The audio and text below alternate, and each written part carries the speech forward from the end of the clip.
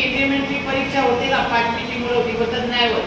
तर म्हटलं आमच्या शाळेत 5वीला मुलगी हर्षाली मनोज माळी लहान वयात ती एलिमेंटरी परीक्षेला बसली.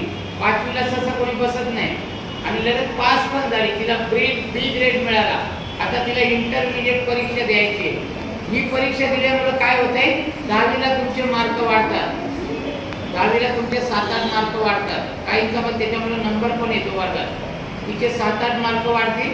जेव्हा तिला नोकरी लागेल जॉब, तेव्हा सुद्धा तिला तिथे लवकर घेणार त्या ऑफिसला कामाला कुठे जॉबमध्ये. त्यामुळे चित्रकला परीक्षा फार महत्त्वाची. आता एक तिला सर्टिफिकेट मिळेल आणि अजून एक मिळेल, 2 मिळतील तिला. म्हणजे ती प्रमाणपत्र फार महत्त्वाचं आहे. तर तुम्हाला सुद्धा आव्हान करतो का ही परीक्षा द्या.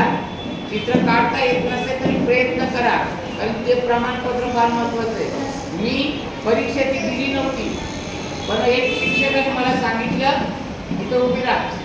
एका शिक्षकाने मला सांगितलं भरत तू परीक्षा दे, तुला फायदा होईल. तर मी दिली 9वीला असताना ती परीक्षा, पास पण झालो. मला C ग्रेड मिळाली. पण मी जेव्हा माझा नंबर लागला DEDला, तेव्हा मला 8 मार्क कमी पडत होते. मग त्यांनी मला विचारलं तुम्ही काय स्कॉलरशिप परीक्षा दिली का?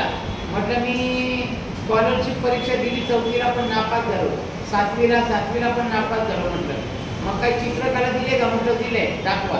दाखवलं, लगेच 8 मार्क वाढले, माझा नंबर लागला DED. तर ती पास झालेली आहे. तिचा सत्कार केला. बघितला फोटो? स्काउट गाईड क्लॅब गो.